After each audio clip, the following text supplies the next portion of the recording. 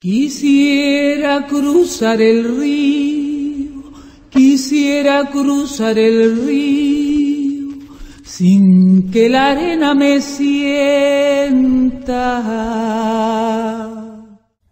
Los panteones solos, desolados, el abandono de los muertos. Cada vez veo más solo el camposanto. La gente corre en estos días. Siempre está corriendo. Ya no quiere recordar a sus muertos. Al olvidarlos, también huyen de la idea de su propia muerte. Se esconden de esa realidad, porque les da miedo, asco.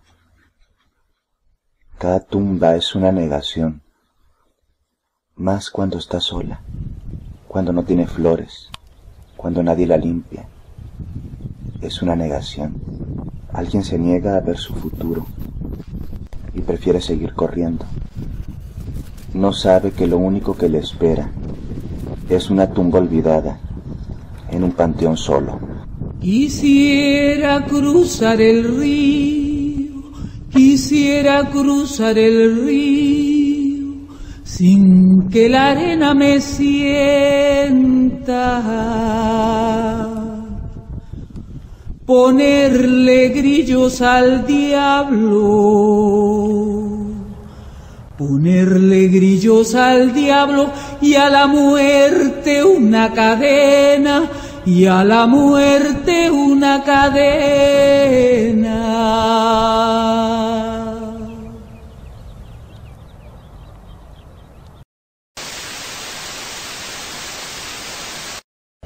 La muerte sin duda es uno de los temas más recurrentes de nuestra cultura, ya sea a través de todos estos procesos de asesinato y ola de violencia, pero antes de ser un fenómeno que puede causar miedo, incomodidad, asco o en algunas situaciones incluso negación, la muerte es el pilar y el eje central de la construcción de cualquier tipo de cultura, porque gracias a su existencia, la muerte, el final, el vacío que se espera después de la existencia, se construyen los sistemas de creencias, de pensamiento, las filosofías, las religiones y las cosmovisiones.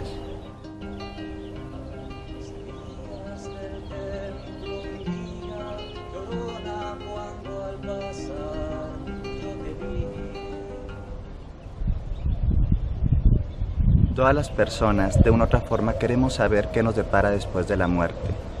Así, cada tradición espiritual cuenta con un significado o una serie de significaciones acerca de la muerte.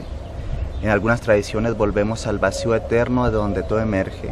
En otras tradiciones se nos dice que habrá un juicio con su respectiva recompensa o castigo. Y en otras tantas, principalmente las primarias o nativistas, hay un retorno a la misma tierra de la cual todos emergemos. Sin embargo, la muerte, en primera y última instancia, es lo que da sentido, pero también nos hace buscar el sentido de nuestras propias vidas.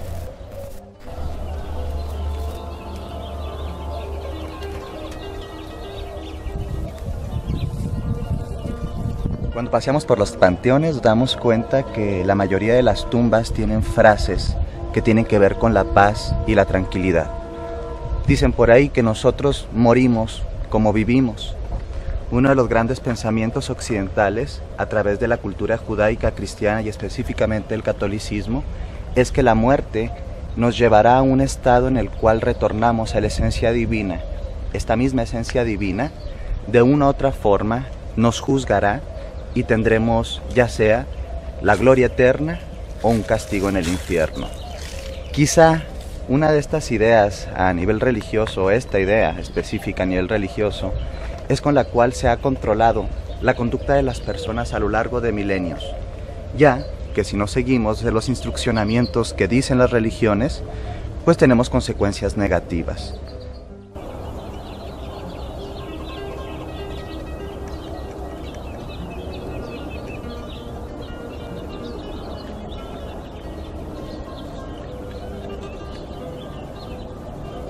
Alrededor de la muerte se suscitan una serie también de miedos a lo paranormal, ya sea desde los mundos fantasmagóricos y estos muertos que retornan de sus tumbas para poder de una u otra forma tomar venganza o castigar a los vivos.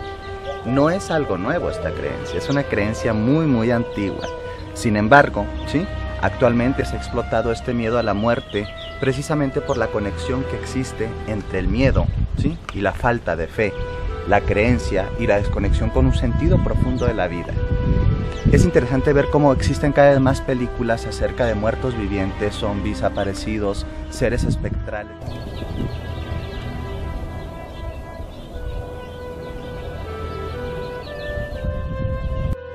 Los muertos que vienen del otro lado por los vivos son una metáfora viva del miedo que experimentan las personas al confrontar con su propia muerte. Todos vamos a tener que confrontar con nuestra propia muerte, pero el miedo emerge cuando sentimos que no hemos tenido una vida congruente, limpia, sana, pacífica o lo que podríamos llamar correcta. Sin embargo, así como dije al principio, cada quien muere como ha vivido. Gran parte de los procesos de miedo a la muerte en el posmodernismo no tiene que ver con los miedos a lo sobrenatural, ni siquiera a lo religioso, sino con los sentimientos de culpa que se han ido inculcando en estas tradiciones occidentales que nos dicen que nos espera un cielo, un infierno, un bien o un mal.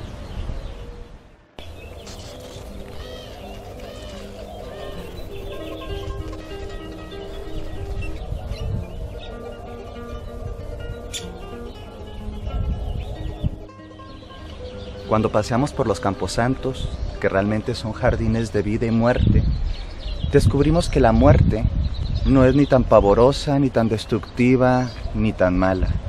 De hecho, es un lugar y una zona de paz.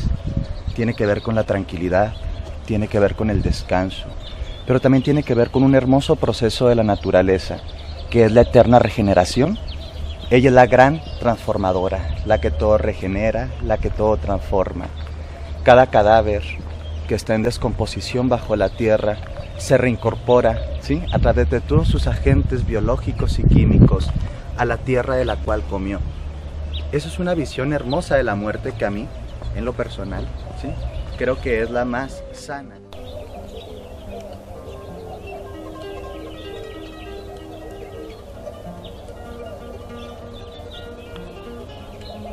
La vida se come a la vida y eso es la muerte en primera y última instancia. Un proceso, ¿sí?, de ciclo continuo en donde la existencia absorbe la existencia, la vida absorbe la vida y se va transformando de una, ¿sí?, a otra forma. Estos árboles y plantas que vemos aquí finalmente se alimentan de la descomposición que está en el subsuelo. Y estos seres vivos que vemos aquí, desde los animales hasta nosotros, nos alimentamos primariamente a través del oxígeno que generan las plantas y también del alimento que genera todo el inicio de la cadena alimenticia. La muerte es la forma evolutiva en la cual se regula la existencia biológica, pero creo yo a nivel personal que también la conciencia de eso que llamamos espiritual y metafísico. En una metafísica más cercana a la biología y al entendimiento de la naturaleza, es decir, una visión espiritual basada en la tierra, la muerte no tiene que ser un proceso doloroso de destrucción o de pérdida, sino más bien un proceso de integración, de vida, de equilibrio y sobre todo de eternidad. Porque ¿qué otra forma de hacernos eternos tenemos que es morir? Porque cuando morimos somos reabsorbidos y cada átomo que nos constituye es absorbido por una serie, ¿sí?, de seres vivos, de tierra, de composta, ¿sí?, que finalmente van a alimentar a otros seres y formarán parte del cuerpo de muchos otros seres.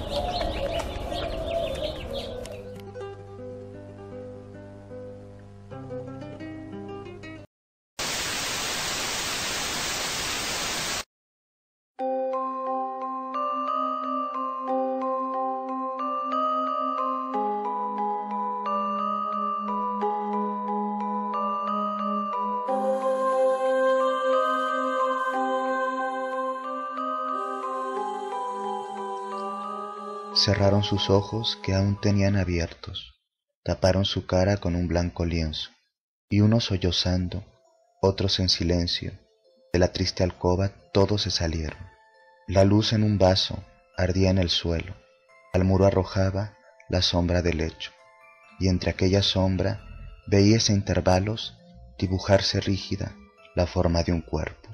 Despertaba el día, y a su albor primero, con sus mil ruidos, despertaba el pueblo. Ante aquel contraste de vida y misterio, de luz y tinieblas, yo pensé un momento, Dios mío, que solo se quedan los muertos. De la casa en hombros lleváronla al templo, y en una capilla dejaron el féretro. Ahí rodearon sus pálidos restos, de amarillas velas y de paños negros. Al dar de las ánimas el toque postero, acabó una vieja sus últimos rezos. Cruzó la ancha nave, las puertas gimieron, y el santo recinto quedóse desierto. De un reloj se oía, compasado el péndulo, y de algunos cirios el chisporroteo. Tan medroso y triste, tan oscuro y yerto, todo se encontraba, y pensé por un momento, Dios mío, que solo se quedan los muertos. De la alta campana, la lengua de hierro, le dio volteando su adiós lastimero. El luto en las ropas, amigos y deudos, cruzaron en fila, formando el cortejo. Del último asilo, oscuro y estrecho, abrió la piqueta el nicho en un extremo. Ahí la acostaron, tapáronle luego, y con un saludo despidióse el duelo. La piqueta al hombro, el sepulturero, cantando entre dientes, se perdió a lo lejos. La noche se entraba, el sol se había puesto. Perdido en las sombras, yo pensé un momento, Dios mío, que solo se quedan los muertos. En las largas noches del helado invierno, cuando las maderas crujen, hace el viento y azota los vidrios el fuerte aguacero. De la pobre niña a veces me acuerdo. Ahí cae la lluvia con un son eterno, ahí la combate el soplo del cierzo. Del húmedo muro, tendida en un hueco, ¿acaso de frío se hielan sus huesos? Vuelve el polvo al polvo, vuelve el alma al cielo. Todo es sin espíritu, podredumbre y cieno. No sé, pero hay algo que explicar no puedo, algo que repugna, aunque es fuerza hacerlo, a dejar tan tristes, tan solos a los muertos.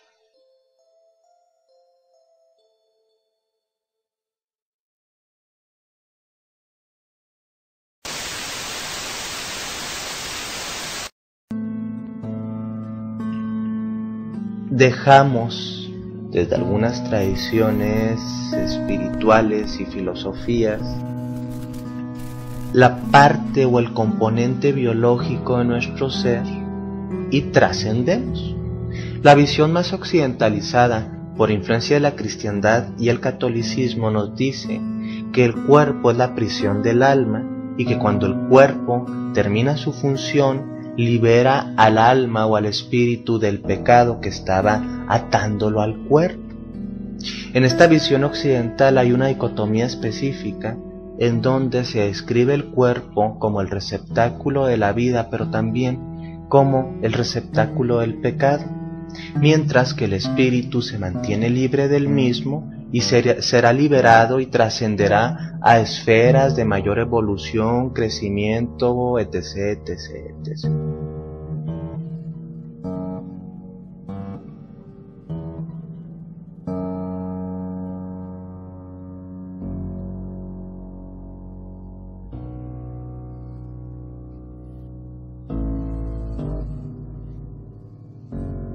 Todo está interconectado desde el punto de vista ecológico y desde el punto de vista biológico.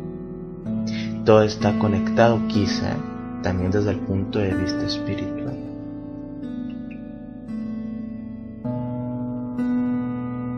La energía simplemente se transforma, no se destruye. Incluso nuestro cuerpo se alimentó durante toda nuestra vida de otros animales, que se alimentó de plantas, del aire, que se alimentó del agua, que se alimentó de tantas cosas, al cesar sus funcionamientos, va a alimentar la tierra, ¿sí?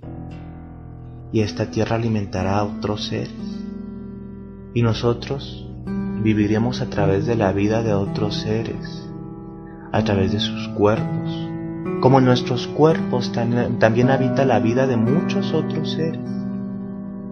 Esta es una percepción del micro y del macrocosmos muy compleja que, como diría en ese cuento tan bello de Vasalisa y Baba Yaga, hay que estar en paz con ciertos misterios. La muerte es un gran misterio porque encarna también los principios de la vida.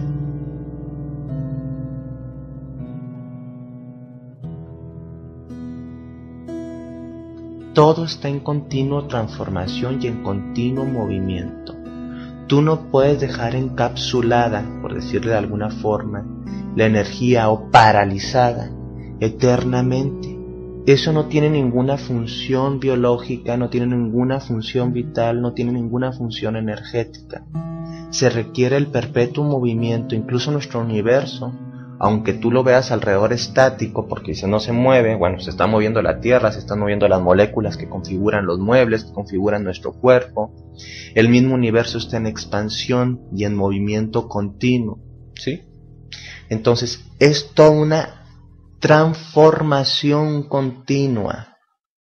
Esto es algo bien importante. Entonces, aquí para algunas personas, la idea de que realmente opere esto de que hay un cúmulo de energía, almas o como le quieras llamar, en un espacio-tiempo estancado llamado cielo o infierno, es profundamente antinatural. No va o no danza esta idea con las leyes de la naturaleza.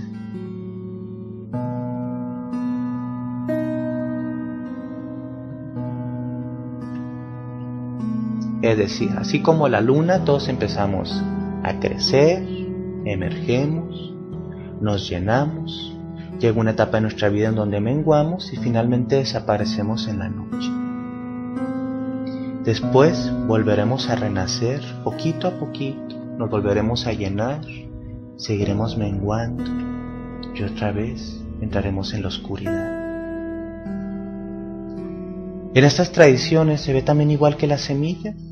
Las semillas tienen que estar como enterradas, como muertas en lo oscuro. Y en el seno de la tierra emergen, crecen, dan fruto, a veces se transforman en árboles muy grandes. En otoño los árboles se desnudan, sueltan todo lo que no les sirve, dejan sus hojas partir, no se apegan ni se aferran, se quedan como muertos. Y cuando llega la primavera reverdecen y otra vez se llenan de vida. Esta es una visión basada en la tierra de lo que le pasa también a las personas cuando mueren. Desde el más chico hasta el más grande, simplemente está danzando la vida, la muerte y la vida. Ella es la cuna, pero también es la tumba de todos.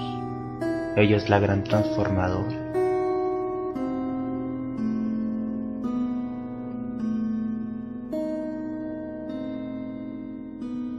Cuando vamos por un camposanto, por un cementerio, nosotros vemos quizá, y más en lugares un poquito más naturales, no en los cementerios urbanos,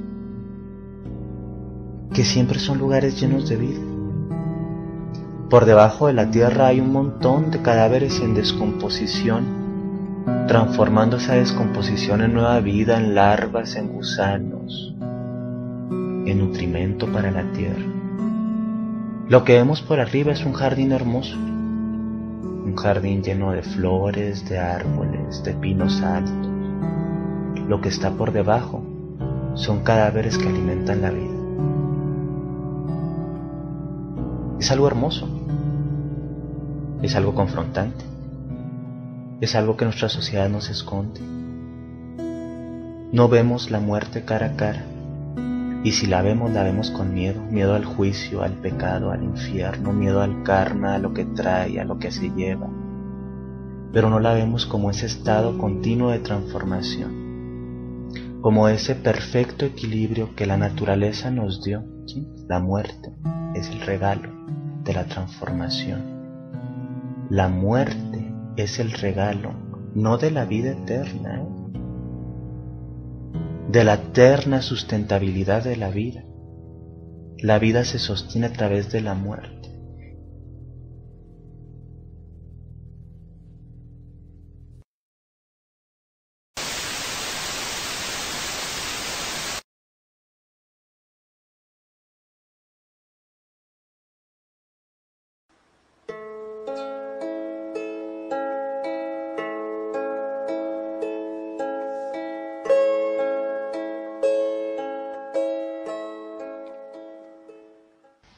La mujer esqueleto había hecho algo que su padre no aprobaba, aunque ya nadie recuerda lo que era.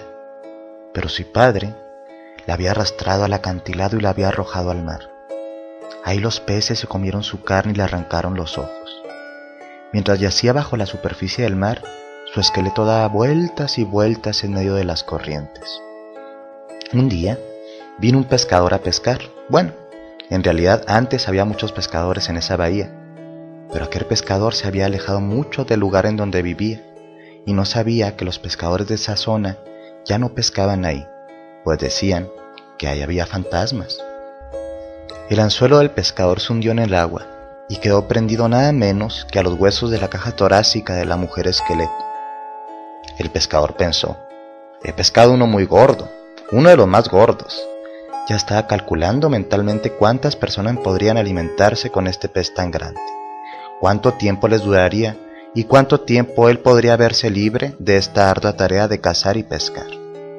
Mientras luchaba con el enorme peso que colgaba del anzuelo, el mar se convirtió en una agitada espuma que hacía balancear y estremecerse el kayak, pues la que se encontraba abajo estaba tratando de desengancharse, pero cuanto más se esforzaba, más se enredaba en el sedal. A pesar de su resistencia, fue inexorablemente arrastrada hacia arriba, revolcada por los huesos de sus propias costillas. El cazador, que se había vuelto de espaldas para recoger la red, no vio cómo su calva cabeza surgía de entre las olas. No vio las minúsculas criaturas de coral brillando en las órbitas de su cráneo, ni los crustáceos adheridos a los viejos dientes de marfil. Cuando el pescador se volvió de nuevo a la red, todo el cuerpo de la mujer había aflorado a la superficie, que había colgado del extremo del kayak, prendiendo por uno de los largos dientes frontales. ¡Ay!, gritó el hombre mientras el corazón se le caía hasta las rodillas. Sus ojos se hundían aterrorizados en la parte posterior de la cabeza, y las orejas se le encendían en un rojo muy vivo. ¡Ay!, volvía a gritar, golpeándola con el remo, para desengancharla de la proa y remando como un desesperado rumbo a la orilla. Como no se daba cuenta que la mujer estaba enredada en el sedal, se pegó un susto tremendo al verla de nuevo, pues parecía que ésta se había puesto de puntillas sobre el agua y lo estuviera persiguiendo. Por mucho que sisegueaba, por mucho que movía su kayak, ella no se apartaba de su espalda. Su aliento se propagaba sobre la superficie del agua en nubes de vapor, y sus brazos se agitaban como si quisieran agarrarlo y hundirlo en las profundidades. ¡Ay!, gritaba el hombre con voz quejumbrosa, mientras se acercaba a la orilla. Saltó de su kayak con la caña de pescar y echó a correr, pero el cadáver de la mujer esqueleto, tan blanco como el coral, lo siguió brincando en su espalda, todavía prendido con aquel sedal. El hombre corrió sobre las rocas y ella lo siguió. Corrió sobre la tundra helada y ella lo siguió. Corrió sobre la carne puesta a secar y la hizo pedazos con sus botas de piel de foca. La mujer lo seguía por todas partes e incluso había agarrado un poco de pescado helado mientras él la arrastraba atrás de sí. Y ahora estaba empezando a comérselo, pero llevaba muchísimo tiempo sin llevarse nada a la boca. Al final, el hombre llegó a su casa de hielo, se introdujo por el túnel y avanzó a gatas hasta el interior. Sollozando y jadeando permaneció tendido en la oscuridad mientras el corazón le latía en su pecho como si fuera un gigantesco tambor. Por fin estaba a salvo. Sí, a salvo, gracias a los dioses, gracias al cuervo, y sí, gracias a la misericordiosa Sedna, estaba a salvo por fin. Pero cuando encendió su lámpara de aceite de ballena, la vio ahí, acurrucada en un rincón, sobre el suelo de nieve en su casa, con un talón sobre el hombro, una rodilla en el interior de su caja torácica y un pie sobre el codo. Más tarde el hombre no pudo explicar lo que le ocurrió. Quizá la luz de la lámpara suavizó las facciones de la mujer, o a lo mejor fue porque él era un hombre muy solitario. El caso es que se sintió invadido de una cierta compasión y lentamente alargó sus mugrientas manos, y hablando con dulzura, como hubiera podido hablar una madre a su hijo, empezó a desengancharla, a desenredarla, a quitarle el sedal. Bueno, primero la desenredó los dedos de los pies y después de los tobillos. Siguió trabajando hasta la última entrada de la noche y hasta el final.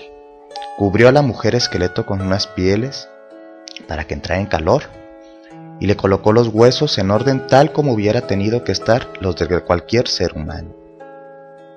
Buscó su pedernal en el dobladillo de sus pantalones de cuero y utilizó unos cuantos cabellos suyos para encender un poco más de fuego. De vez en cuando la miraba mientras untaba con aceite la valiosísima madera de caña de pescar y enrollaba su sedal en su tripa. Y ella, envuelta en las pieles, no se atrevía a decir ni una sola palabra, pues temía que aquel cazador la sacara de ahí, la arrojara a las rocas de abajo y le rompiera todos sus huesos a pedazos. El hombre sintió que le entraba bastante sueño, se deslizó bajo las pieles para dormir y enseguida empezó a soñar. A veces, cuando los seres humanos duermen, se les escapa una lagrimita de los ojos. No sabemos qué clase de sueño lo provoca, pero sabemos que tiene que ser un sueño triste o nostálgico. Y eso fue lo que le ocurrió a este hombre.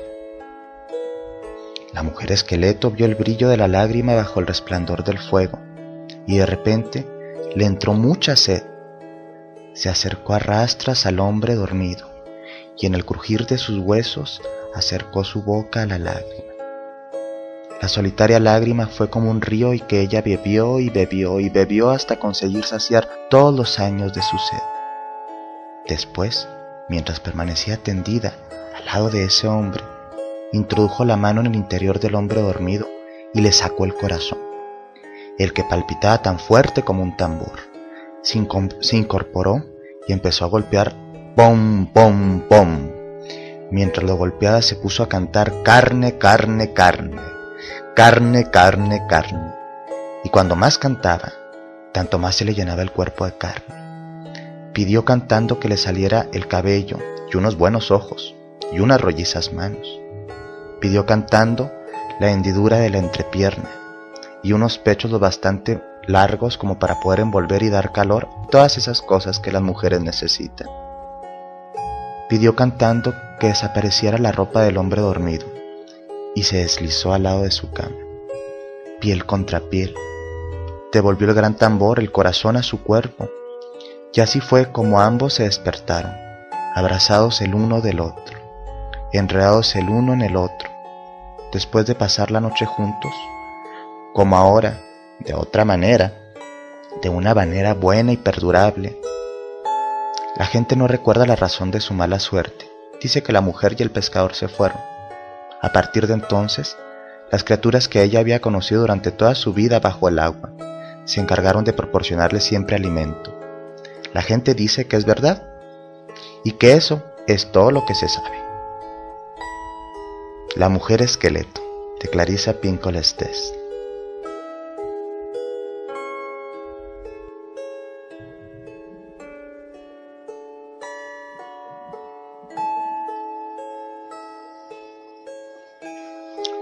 La incapacidad de enfrentarse con la mujer esqueleto, la muerte, y desenredarla es el origen del fracaso de muchas de las relaciones amorosas. Para amar no solamente hay que ser fuerte, hay que ser sabio. La verdadera relación la crean las muertes necesarias y esos sorprendentes nacimientos. Este cuento es una metáfora para el problema del amor moderno, el temor de la naturaleza, de la vida y de la muerte. Nos han enseñado que la muerte siempre va seguida por más muerte. Pero esto no es así. La muerte siempre está incubando nueva vida, aunque nuestra existencia haya quedado reducida a los huesos. Si creemos que la fuerza de la vida, muerte, vida no tiene ningún espacio más allá de la muerte, no es de extrañar que algunas personas teman contraer compromisos. Les aterra la simple posibilidad de soportar el final.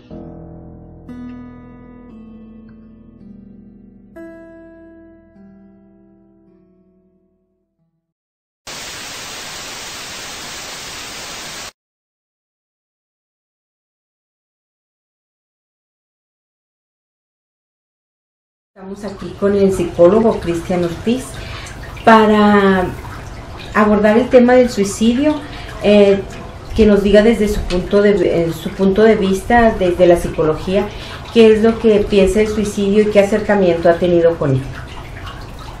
El suicidio como fenómeno social y también como un proceso pues patológico, ¿sí? Lo tenemos que entender primero como proceso patológico y posteriormente proceso social. ¿Por qué patológico? Bueno, porque en esta sociedad, sí, y en los contextos de sanidad nos han explicado que a cualquier costo se debe conservar la vida humana, aunque esta vida tenga una carencia de sentido profundo o incluso calidad en lo más básico a nivel biológico. Así, por ejemplo, la eutanasia, ¿sí?, que no es lo mismo que el suicidio, ¿sí?, es satanizada todavía, ¿sí?, en nuestro país. Sin embargo, en otros países y culturas es totalmente entendida y asumida. El suicidio no únicamente afecta al que se aniquila o concluye su existencia material o física, sino al todo el tejido familiar y a veces incluso a todo el tejido social, porque conlleva siempre una carga de culpa para los que quedan vivos. Esta carga de culpa evidentemente es lo que preocupa, ¿sí?, al colectivo por regular que no existan los suicidios. Es que la mayoría de la gente no nos gusta aceptar que somos más egoístas de lo que realmente somos, y lo que nos duele no es que se muera la gente, sino que nos quedamos sin ellos. Y también cuando mueren, nosotros nos quedamos con ciertas cargas emocionales de culpa, pues no resueltas. Eso es por un lado. Por otro lado, el suicidio a veces es el producto final de un periodo de enfermedad muy extendido, que generalmente está asociado a ciertas enfermedades psiquiátricas, psíquicas y psicológicas. La más evidente y la de nuestros días pues son los trastornos depresivos mayores, ¿sí? Y siempre puede ser la antesala del trastorno depresivo para llevarnos. Pero no todas las personas que se mataron estaban deprimidas. Hay personas que lo hicieron también en los estados toxicomaníacos, ¿sí? Estaban narcotizadas, estaban alcoholizadas y tuvieron regulaciones inadecuadas, pues, emocionales, sin tener que cumplir los criterios diagnósticos de una depresión mayor. Entonces, el suicidio sí pone el final a una vida, pero trae una etiología o tiene todo un camino a trazar que viene desde varios lugares. Creemos que una persona que ha llegado al suicidio es porque no quiere vivir, cuando realmente muchas personas lo que más tienen o lo que más aspiran o añoran es tener ganas de vivir, tener ganas de vivir, tener ganas de tener ganas. Eso específicamente en los trastornos depresivos. En los medicamentosos, los que están asociados a las drogas y al abuso de ciertas sustancias, pues mayoritariamente es por sobredosis, ¿sí? Y a veces es tipificado como un suicidio porque la persona operó el arma o la sustancia que aniquiló pues su existencia. Yo personalmente, en un criterio no necesariamente ortodoxo a nivel psicológico, considero el suicidio también como una opción, ¿sí?, totalmente loable y digna que las personas pueden tener cuando están realmente conscientes de lo que están haciendo. Pero la mayoría de los suicidios se dan en función de inconsciencia, en función de dolor, en función de escapismos, en función de evasión de la realidad y de el no deseo de confrontar lo que nos está sucediendo. Pero vemos en la historia que incluso hay suicidios ritualísticos, ¿sí?, en diferentes culturas y tradiciones, en donde el que de una u otra forma se autosacrifica es porque se piensa y se construye a sí mismo una existencia diferente a esta, ya sea por medios religiosos, ritualísticos y también culturales y de índole colectiva social. Era honroso, ¿sí?, suicidarse en algunos sentidos. Pero no, en el posmodernismo evidentemente el suicidio no está asociado a este tipo de ritos de paso que tendrían que ver también con ritos, y cuando digo ritos de paso no me refiero a los meramente biológicos, sino también estos ritos de paso desde una connotación espiritual, metafísica y religiosa. Pero no, el posmodernismo no tiene nada que ver con eso, al contrario. La gente también se somete al suicidio porque tiene una gran desconfiguración personal. No está ordenada, no está despierta en su realidad, y algo bastante confrontante, por la misma pérdida de los ritos de paso, la gente no sabe en qué parte del mundo está parada y se genera este sinsentido o esta existencia hueca que te lleva finalmente a la desconexión con la energía del eros, ¿sí? Con esta líbido primigenio, y te vas hacia el tánatos, que pues es lo contrario, es la autodestrucción, el instinto de muerte. De una otra forma, en esta sociedad todos nos estamos suicidando lentamente, ¿sabes? Nos suicidamos lentamente con nuestro sistema de consumo, nos suicidamos lentamente con las adicciones, nos suicidamos lentamente con esta muerte en vida, ¿sí? Zombificados ante los medios, en vidas absurdas, ¿sí? En idealidades del sueño americano. En un montón de formas nos estamos suicidando antes de morir. Psíquicamente, ¿sí? Muchas personas pueden entrar en el estado muy similar a la muerte, conservando su cuerpo biológico en funcionamiento, y eso es fuerte. ¿Crees que esto sea el fenómeno que se está dando en nuestra sociedad hoy en día, con tantos jóvenes que están decidiendo, sobre todo aquí en el estado de Chihuahua, que están decidiendo a muy temprana edad dejar de existir?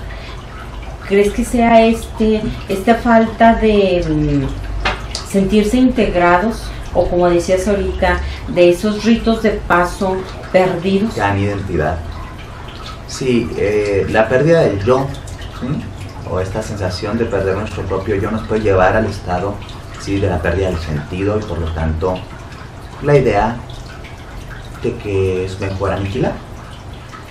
Cuando hablamos de estos jóvenes, de estas mujeres y hombres que apenas empiezan a vivir y han decidido poner fin a su existencia, enfatizo mayoritariamente en estados de inconsciencia y dolor, no de conciencia, ni con fines ritualísticos, ni con fines de aproximaciones místicas, ¿sabes? Que eso también tiene sus asegúnes. Tiene que ver, uno, con la falta de identidad que le ofrece la colectividad a los jóvenes. Son como, o somos en algún momento, porque nos tocó a nosotros esa generación también, como criados al vapor, ¿sí? Como todo se le dejó a la institución educativa, se perdieron los sentidos familiares, se viene toda la narcoguerra, se viene junto con la narcoguerra el desempleo, la muerte, la depresión por duelos no resueltos en mi propia familia. Muchos están en estado de orfandad física o psicológica. Entonces, acabar con una existencia cuando sientes que no existes no es tan difícil, ¿sabes? ¿Para quién existen esos nadie? Esos invisibles, esos destinados a vivir en un estado de muerte psíquica, de aislamiento, de pobreza muchas veces, ¿sí? Porque no digo que el suicidio únicamente se dé en estratos de pobreza económica o estratos bajos, ¿no? De hecho, es interesante ver cómo gente con dinero, gente con poder, gente con fama, también decide poner fin a su vida. Y desafortunadamente esto nos deja muy a relieve de que el sentido no te lo dan estas cosas. Te ayudan cuando estás bien configurado, pero no te lo dan. Imagínate ahora en nuestra sociedad, donde hay desempleo, donde hay tanta gente que trae duelos, porque la realidad es que en Chihuahua, y estoy hablando desde este lugar, y en México yo ya no conozco, es muy difícil conocer a personas que no traiga cargando duelos por muertes violentas que se ha dado en función de la narcoguerra y también los crímenes de Estado. Entonces, si ya ni el Estado, ni el clero te dan sentido, ni lo académico te da sentido, no hay esperanzas económicas, muchas veces las vías de desesperanza te llevan a tomar decisiones evidentemente totalmente destructivas, como el suicidio de tajo. Pero realmente la juventud, y es un enfoque un tanto pesimista, y también los adultos, de una otra forma nos estamos matando poco a poco. Vuelvo a esta idea porque es una idea muy importante. No hemos accedido al estado de vida plena, ¿sí? Porque también nuestro metasistema y nuestros entornos, ¿sí?, son extremadamente hostiles y desesperanzadores. Quiero que veas tú también como madre de familia y también como académica, tanto de los lugares más sensibles, desde nuestros espacios privados, desde la casa hasta los espacios públicos, nuestros trabajos, los medios de comunicación. El mundo nos está hablando de la desesperanza, a nivel ecológico, a nivel económico, a nivel de sustentabilidad. Entonces es natural, ¿sí?, que los jóvenes de esta generación se sientan tan desesperanzados. No hay mucho que creer. En los 70 se creían en ciertas revoluciones ideológicas, ¿sabes? En los 80 había una serie de revoluciones estéticas y artísticas. México está ensimismado, sí, en la violencia, en la sangre, en el dolor, en la no creencia en las instituciones. Entonces, ¿ahora qué te da una identidad? Antes incluso era la rebeldía. Ahora la rebeldía cuesta tanto, ¿sí?, que muy pocos tienen los suficientes para ser rebeldes, y a veces el caos, la muerte, el alcoholismo, las adicciones, el suicidio, la autodestrucción tánica es la opción más fuerte, la opción más fácil de vivir. En este caso, ¿crees que estamos llegando al punto donde nos encontramos en un callejón sin salida? No solamente como jóvenes, sino como personas. Y que los jóvenes, al ver que desaparecen 43 personas, claro, y que el Estado, la iglesia, la sociedad en general, no hacemos nada por eso, entonces creen en este punto que la vida pues no es importante, que se puede transgredir, que se puede antes, eliminar. Hasta los miedos religiosos impedían que las personas cometieran tanto suicidio. También una pérdida de fe, y voy a hablar de cualquier fe o religiosidad, y la mayoría de las religiones occidentales nos manejan que el suicidio tiene connotaciones pecaminosas, ¿sí?, destructivas para el espíritu, para lo esencial, ¿sabes? Entonces, incluso la pérdida de la fe te da una falsa libertad hasta para destruirte, ¿sabes? La pérdida de la creencia en los valores familiares, de la empatía en voy a ponerme un freno porque incluso lastimaré a mi madre si tomo esta decisión, sí, y el individualismo extremo te lleva a no tener esos frenos. Entonces, al volverte individualista en esta sociedad como la planteas, caes en un estado de separatividad tan fuerte que crees que no estás interconectado con los demás, con los otros, que ves lejano, distante, ausente. Entonces, evidentemente por eso, ¿sí?, tenemos que enfatizar en los programas de prevención. Evidentemente de atención tienen que seguir creciendo, pero las de prevención, prevenir. ¿Y cómo prevenimos? Bueno, de nada sirve que digan es malo matarte, no es adecuado, ¿sabes? Es casi infantil a veces las campañas de prevención que tenemos, sino de entender la génesis del problema del suicidio, que es la pérdida del sentido de la vida. La pérdida del sentido de la vida está prácticamente en todos los procesos de suicidio, incluso, ¿sí?, en los suicidios ritualísticos o en los suicidios que tienen una connotación de enaltecer el espíritu. Tiene que haber una cierta pérdida del ego para entregarse a la divinidad, ¿sabes? Entonces, el problema aquí esencial sería no tanto, sí tenemos que seguir atendiendo, pero ¿cómo prevenimos? Bueno, tenemos que volver a construir ritos de paso, comunidades sustentables, tanto moral como materialmente, ¿sí?, instituciones creíbles que dan una esperanza de vivir en un estado que te da cierta seguridad, Porque vivir en desesperanza, en ansiedad y en depresión te lleva fácilmente a la vía del suicidio. Y actualmente, discúlpenme, la situación del Estado está orillando a más personas a padecer trastornos ansiosos y trastornos depresivos que los ponen en riesgo a ser sujetos, ¿sí?, de suicidio. Entonces, yo sé que esto se oye mucho el discurso trillado de estamos echándole la culpa al metasistema o al sistema todo, ¿no?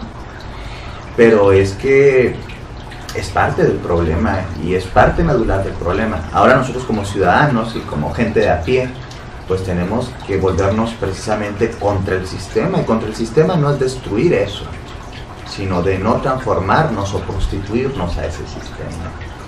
¿Qué hace este sistema? Deshumaniza. Bueno, pues humanízate, ten empatía, habla con el otro, no ignores, ¿sí? También es tu problema. ¿Qué hace el sistema? Divide. Bueno, nosotros generemos comunidades en donde podamos habitarnos y disfrutarnos y platicarnos y volver a sentirnos parte de algo. ¿Qué hace el sistema? Te vende la idea de que tienes que ser válido por lo que tienes, por lo que consumes, por lo que compras. ¿Qué hacemos con los niños, con los jovencitos, con nosotros mismos? Les damos valor y ellos enseñan a tener un valor en función de lo que son, no de lo que pueden consumir. Entonces, una forma de alejarnos del sistema no es ponernos tan radical, claro que esto también es importante, pero no es la solución, al menos para nosotros en nuestras vidas de a pie, a nuestras vidas de lo cotidiano.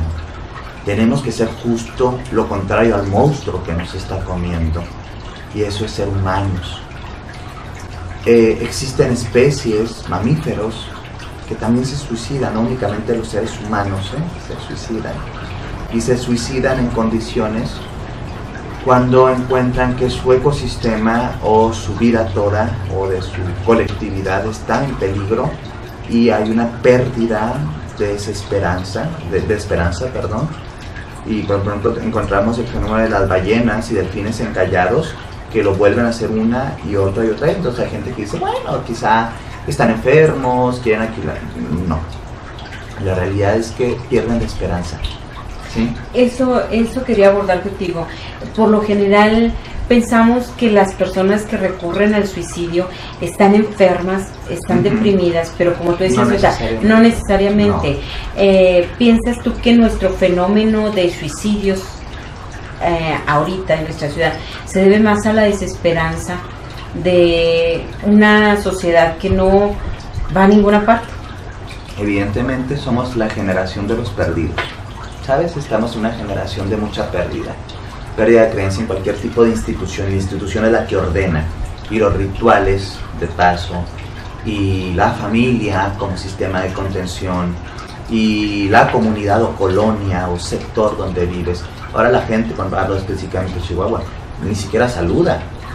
Esto yo lo he visto en muy pocos años que se perdió.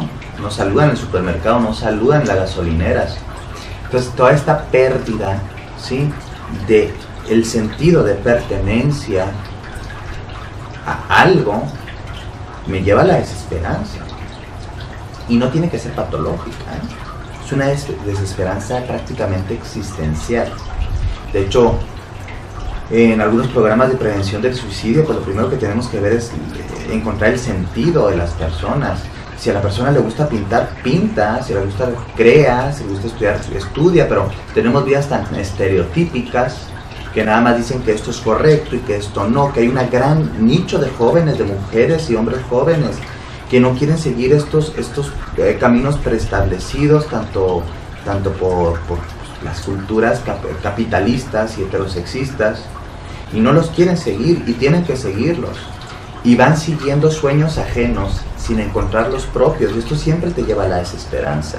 Evidentemente está muchas veces vinculado a la patología depresiva, ¿sí? E incluso algunos trastornos de la personalidad, algunos tipos de personalidad que son más proclives a tener conductas de índole suicida, ideas suicidas o intentos suicidas, porque también hay que separar. No todas las personas que dicen ser suicidas o tener ideas suicidas lo están diciendo de verdad. Hay un gran número de personas que utilizan mecanismos de manipulación familiar, social, económica, en donde a través de la victimización y esta idea de ay, me voy a matar y pobre de mí, generan control en el otro, ¿sabes? Entonces es importante señalar que las personas que tienen realmente problemas, ¿sí?, de pensamientos, rasgos y conductas potencialmente suicidas tienden a no decir, por lo menos verbalmente, ¿sí?, y estar continuamente amenazando de que se van a matar. Son personas más silenciosas en ese sentido, porque como la idea es real, ¿sí?, no quieren que existan personas que puedan, ¿sí?, interrumpir sus verdaderas intenciones. En cambio, en el histrionismo, el dramatismo, la victimización de un suicida falso, encontramos la exaltación del dolor y la exaltación del drama, porque su objetivo principal, ¿sí?, es la manipulación de los entornos o es un grito desesperado para que les den atención y existencia. Tenemos que ver eso también. Sí, es la desesperanza, Lorena, es evidentemente algo desesperanzador, pero no se reduce a eso. Este problema es multifactorial, la situación es multifactorial. Considero que una problemática muy fuerte es la pérdida de los sentidos, porque no nomás hay un sentido, ¿sí? Cuando nos dicen este es el sentido que debe tener tu vida, ahí empieza el problema de nuestro sistema. Tener sentidos de vida diversos, únicos, personales, creativos, llenos de pasión y erotismo, eros no como una sexualidad nada más, sino como un eros, como un placer hacia la vida, nos va a llevar a construir pues individuos sanos, niños sanos, jóvenes sanos, adultos sanos, ancianos sanos, que van a disfrutar cada etapa de su vida. Pero imagínate, nos dicen que están mal nuestros cuerpos, que está mal nuestra economía, que ser viejo o envejecer es malo, sí, que ser demasiado joven también es malo, que hay presupuesto de lo que debes de tener en el mundo con las celulares, con los coches, con esto. Bueno, pues que estamos en el mundo de la insatisfacción, porque esto es lo que domina nuestro mundo, la insatisfacción y el deseo fallido. Y cuando una persona se empodera en sus propios deseos y entiende que no son los deseos que le preestablecieron, es una persona más peligrosa, menos controlable, pero también más llena de vida. Y una persona llena de vida no se va a aniquilar no se aniquilaría al menos desde un lugar vacío. Lo haría porque tal vez elegiría la eutanasia, sí, o tomarse unas pastillas porque le han detectado una enfermedad muy destructiva, muy degenerativa, que no quiere transitar en conciencia, y también se le debe dar una dignidad y un valor a esa decisión. Pero mayoritariamente los casos de suicidio no son por eso. A veces cuando nos encontramos, Lorena, me maté porque mi novia o mi novio no me amaba. Pues bueno, qué concepción tan enferma del amor nos ha heredado esta sociedad para que creamos que me voy a morir de amor o me tendría que morir de amor. Es decir, perdón, voy un poco burdo en esto, pero es que a veces la gente también se mata por pelotudeces, por sandeces, por ideas, por preestablecimientos absurdos, porque nosotros no somos lo que somos lo que nos hicieron creer que pensamos acerca de nosotros mismos. Es un poco confuso, ¿sabes? Pero si a mí me internalizaron esta idea del amor romántico, que se ama y se sufre, que se padece y se pierde el yo por el otro, pues es muy usual que haya intentos de suicidio por decepciones amorosas, cuando en una sociedad sana, empoderante, libertaria, el amor se tuvo que haber enseñado desde lugares primeramente del autocuidado, no de la entrega abnegada, no de la entrega absurda del otro y de la posesión del otro. Esto lo podemos ver en nuestros medios de comunicación, en la televisión, en las revistas de moda, cuando te dicen, bueno, si tu novio te ama, te va a ser fiel, va a vivir contigo para siempre. No. Entonces, si yo tengo esa idea... Hay gente que se mata porque les fueron infieles. Exacto, y me siento fuera de la norma o de esta estructura preestablecida. Siento que ya no merezco estar aquí. Que no quiero, no merezco, ¿sí? O de una u otra forma voy a estar mejor en otro lugar, ¿sí? La paz barata del cielo, la paz barata de la vida eterna, la paz barata de que si sufrí mucho y muero como mártir, en el cielo me van a recompensar. Estas ideas, porque voy a hablarlo desde el punto de vista objetivo y totalmente de la cognición. No voy a entrar en temas de religiosidad, pero las ideas que a veces también las religiosidades nos dan como liberación en la muerte, ¿sí?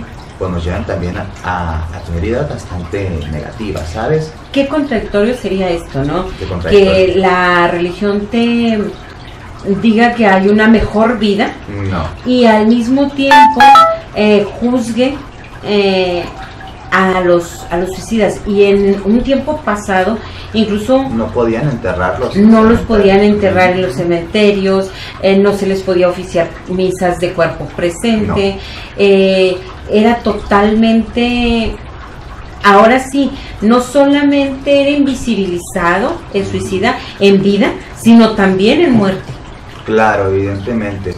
Von Franz nos dice de una forma una gran analista junguiana, nos dice de forma, la cristiandad nos ha enseñado a morir, pero no nos ha enseñado a vivir, ¿sabes? Entonces la cultura occidental y con sus influencias religiosas nos tiene estas ambivalencias acerca de la vida y la muerte. Entonces nos dicen cosas como, bueno, pues me va a ir mejor si me muero y quizás si estoy sufriendo mucho, Dios, Diosa, la entidad que esté por ahí, se va a apiadar de mí. Entonces esto es una idea fuerte, ¿no? Y entonces hay niños suicidas, ¿eh? Y a veces han dejado documentos o pequeñas cartitas en donde dicen cosas como, ahora voy a estar con el abuelo o con la abuela, o con mamá o con papá si eran huérfanos, ¿sabes? Entonces las falsas esperanzas de una espiritualidad mal concebida, mal enseñada, mal absorbida, nos ponen en riesgo también. Si la muerte fuera una liberación en los sentidos cognitivos, no voy a meterme en religiosidad, lo enfatizo, pues entonces ¿para qué nacemos? ¿Sabes? Es como le digo, si no quieres vivir, muérete, ok, pero si quieres vivir, vive, ¿sí? Vive a través de incluso confrontar el propio dolor, porque esta es otra parte de la cultura. La cultura es hedonista en muchos sentidos, entonces nos dice que el dolor no es bueno, que sufrir no es adecuado, que eso es muy costoso, que no tiene caso. Entonces mucha gente se mata para no sufrir, pero cuando se ha quitado el sufrimiento también se quitó todo el placer de estar vivo, la posibilidad de existir. Eso es desde el punto de vista de esas creencias. Lo otro que me comentabas, para no divagar, era respecto a ¿qué? Sí, era con respecto a eso, de que la iglesia te invisibilizaba tanto en la vida como en la, sí, como en la muerte. Un suicida también hay que entender que hay un plan, y trato de ser muy poco ortodoxo en estos comentarios y lo enfatizo para que no sea ofensivo. No se malinterprete. No se malinterprete.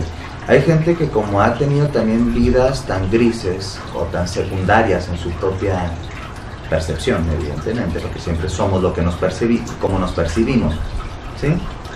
Siempre somos una percepción. También a través del suicidio buscan enaltecer una vida gris, ¿sabes? Y esto es fuerte y también lo encontramos en algunos rasgos de algunas personas, rasgos de personalidad de algunas personas que se han suicidado. El suicidio de una otra forma los inmortaliza en el dolor.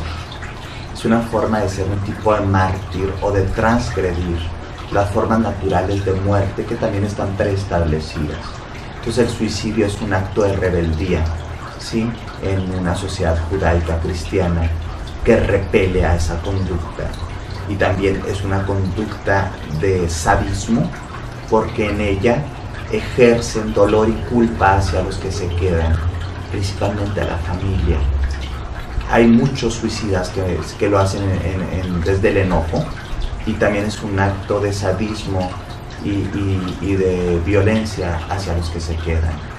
Es la única forma que tenían de lastimar, es la última autoagresión, ¿sabes? Y junto con esa autoagresión, ese tánatos, se desplaza todo su sistema. Entonces encontramos con todas estas cartitas de suicidas de me morí porque te amaba y tú no me pudiste amar, o me engañaste, o me hiciste. O sea, evidentemente hay una intención de lesionar al otro a través de nuestra propia muerte. Entonces aquí es donde tenemos que elaborar que a veces el suicida también adquiere el poder de dañar al otro aunque ya no esté aquí. Y eso es algo peligroso, y lo vemos en una serie de materiales que han dejado personas en los momentos, porque hay que entender que muchos suicidas sí dejan el cliché es de que todo suicida va a avisar por qué se mató y va a dejar una serie de documentos o cartas. No, son los menos, hay que entender que son los menos. La mayoría están en estados alterados de conciencia, de alta impulsividad, de drogas o alcohol, en donde no regularon y menos iban, ¿sí?, a platicarnos el por qué lo hicieron, ¿sí? A dejar evidencia. Evidencia y también intención, porque muchas de las muertes suicidas tienen intenciones. Sí. Siempre hay una intención, la intención puede ser muy personal y puede ser muy familiar o incluso muy colectiva.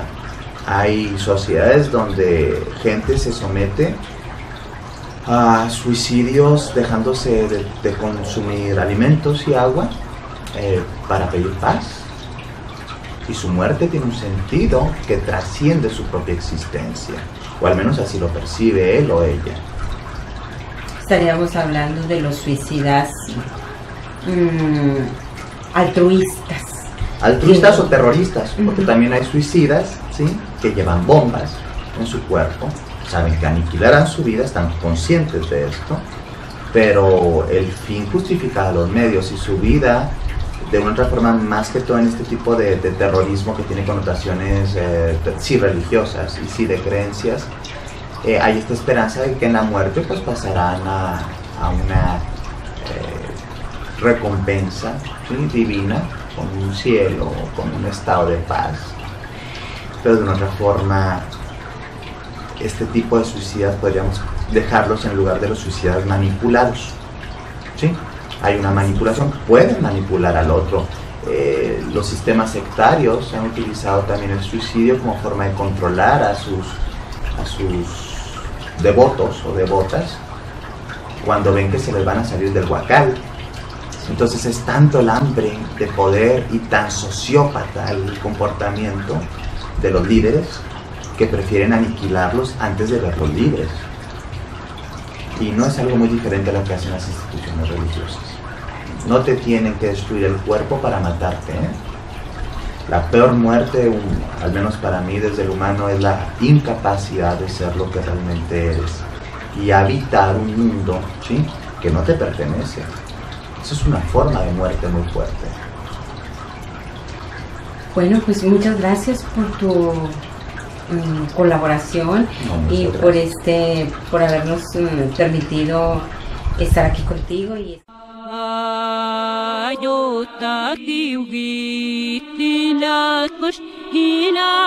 Hinakush,